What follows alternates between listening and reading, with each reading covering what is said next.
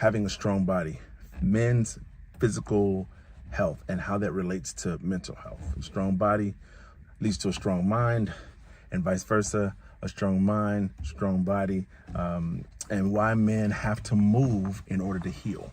Why men have to move in order to heal. Let's talk about exercise and emotional regulation, right?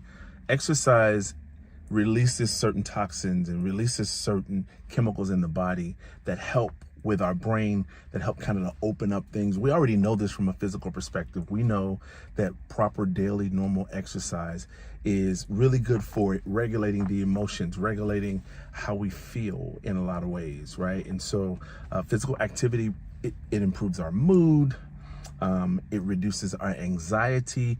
There are other benefits from physical activity with regard to it, being in the bedroom, which we'll talk more about that. But the benefits from actually exercising, moving your body, sweating, working out, burning calories, those kinds of things go a long way when it comes to the brain health as well, right? Lifting weights lifts your mood. It lifts your spirits. Waking up in the morning, lifting something heavy every day, even if it's just your own body, counts for quite a bit. And so you definitely want to make sure that you are doing some kind of physical activity every day. And so first thing is exercise. It regulates the emotions. All right. The next thing I want to talk about is how sleep is optional for nutrition. Oftentimes we don't really think about sleep hygiene. We don't think about how much sleep we get and how much that affects our brain. If you are tired, if you are groggy, right? Lack of sleep affects your decision making. It affects your clarity. It affects the effectiveness with how your day is going to go. Sleep affects that, and we know this for a fact.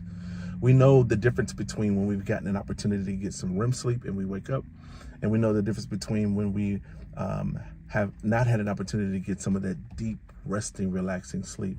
It is night and day, because when you start your day groggy and probably irritable because there's a lot of things going on, and what we tend to do is we wake up and we haven't had enough sleep, and so we try to overcompensate for that by saying, oh, I just drank a cup of coffee, give me some caffeine. That's probably the worst thing you could do for your body. When you wake up, all right, caffeine is not the thing to do. Probably within an hour you should be drinking some type of water, right? Some electrolyte that will replenish your body. Okay, so let's aim for getting at least 7 to 9 hours of sleep on the regular, if you can. Now, there are times where you're going to be working on projects, man. There are going to be times where you're doing other things that require your attention that you might not be able to devote, or you may not be able to get 7 to 9 hours in of sleep. But I will tell you, your body is a machine. And if you get the optimum amount of sleep every night.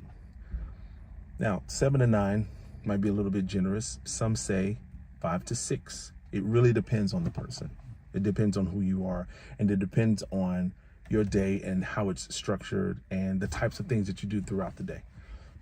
So sleep is hugely important. We talked earlier about lifting weights and moving and lifting something heavy and running and exercising or rowing. Something that some guys do Muay Thai, some guys do Brazilian Jiu-Jitsu. Anything that's going to get your body moving is hugely important. So we want to do that, and we want, and when you do that, sleep becomes easier to get, right? Sleep is easier to come by when your body's actually tired, right? And not just shut down from some kind of high you had earlier in that day. Make sure you get protein, make sure you get plenty of hydration, make sure that you eat foods that will reduce brain fog, okay? And whole foods typically tend to do that. All right, and so the last point is we want to make sure we use movement as medicine.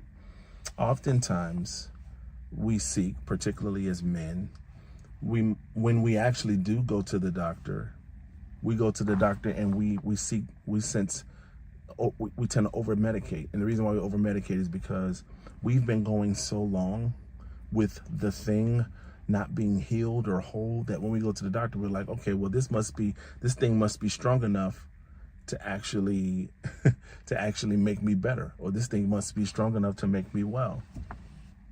And that's not the case. That's not the case. So movement, we need to use as medicine. Use movement as medicine. Even walking helps, right? No matter what you do for movement, it helps. No matter what you do for activity, no matter what your preference is regarding that, it helps. And so remember that the goal is progress. It's not perfection. So get out there and move. Get out there and walk. Get out there and do some push-ups, do some jumping jacks. I'm talking to myself too. Not just talking to you, listener, watcher, follower. I'm not just talking to you. I am talking to myself, because we all need to move more. We all need to get out there more. We all need to get some sunlight, fresh air, okay? And so it's so hugely important for us to do that. And I want you to remember this too. It's much better to be consistent than it is to over-intensify workouts that are less frequent. What do I mean by that? What I mean is, if you're going to go in there and you are going to go all out, work out for 2 hours, go running for 2 hours, go rowing for 2 hours, go do Brazilian Jiu-Jitsu for another hour, and then the next day, and the next day, and the next day, and the next day, you're going to sleep for 4 or 5 days and just eat like you want for 4 or 5 days, that misses the point. The very best thing to do is be consistent. So if you only do a little of those things every day, maybe 10 to 20 minutes, possibly even 30 minutes. If you do that every day, that's much better than going all out for those 2 hours. And if you look at the cumulative effect over time, over months, weeks, well, over days, months, weeks, years, you will see that your results will fare far greater than if you just went all out and you're inconsistent, right? So consistency beats intensity every time. All right. So let's think more about our physical health. Let's move more, because we got to move in order to heal. We got to be in an optimum position so that we can receive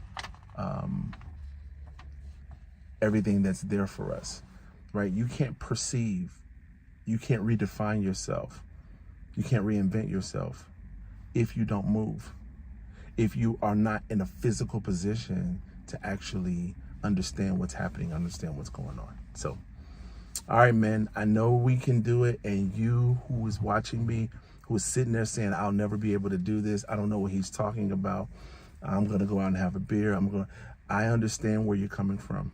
We are all there. We've all been there, or we are all there. But I want you to know that I want you here. And in order for you to stay here, you've got to move your body. You got to get healthy. We got to make sure that we're going to get these things checked. Older men, I'm talking to you, prostates, those kinds of things, colon cancer, rampant, particularly among Black men.